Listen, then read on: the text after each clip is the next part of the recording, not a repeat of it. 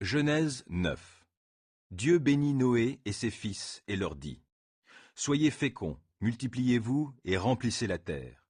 Vous inspirerez désormais la crainte et la terreur à toutes les bêtes de la terre et à tous les oiseaux du ciel.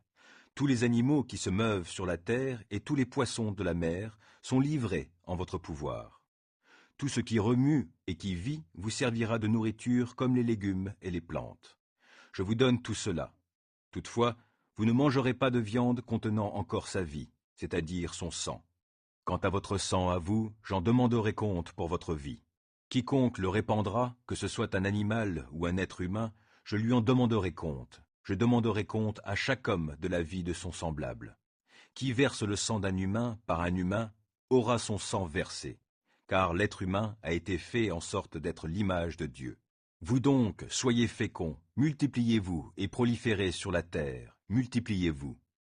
Dieu dit encore à Noé et à ses fils : Pour ma part, je vais établir mon alliance avec vous et avec vos descendants après vous, ainsi qu'avec tous les êtres vivants qui sont avec vous. Oiseaux, bétail et bêtes sauvages, tous ceux qui sont sortis du bateau avec vous, tous les animaux de la terre.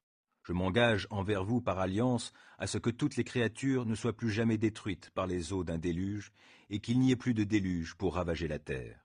Et Dieu ajouta : Voici le signe de l'alliance que je conclus pour tous les âges à venir entre moi et vous, et tout être vivant qui est avec vous. Je place mon arc dans les nuées, il servira de signe d'alliance entre moi et la terre. Quand j'amoncellerai des nuages au-dessus de la terre, l'arc apparaîtra dans la nuée.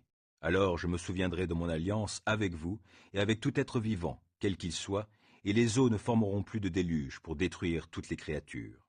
L'arc sera dans la nuée, et je le regarderai pour me rappeler l'alliance éternelle conclue entre moi et tous les êtres vivants qui sont sur la terre. Dieu répéta à Noé : Tel est le signe de l'alliance que j'ai établie entre moi et toute créature qui vit sur la terre.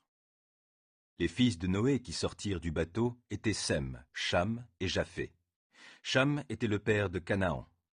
C'est à partir de ces trois fils de Noé que toute la terre fut repeuplée. Noé se mit à cultiver la terre et y planta une vigne. Il en but le vin et s'enivra, de sorte qu'il se mit tout nu au milieu de sa tente. Cham, le père de Canaan, vit son père nu et sortit le raconter à ses deux frères.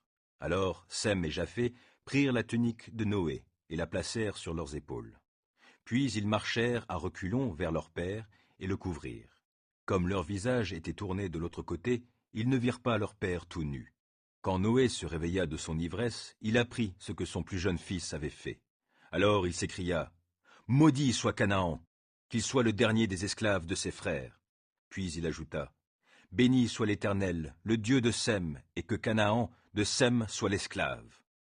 Que Dieu étende le territoire de Japheth, qu'il habite dans les tentes de Sem, que Canaan soit leur esclave. Après le déluge, Noé vécut encore 350 ans. La durée totale de sa vie fut de 950 ans, puis il mourut.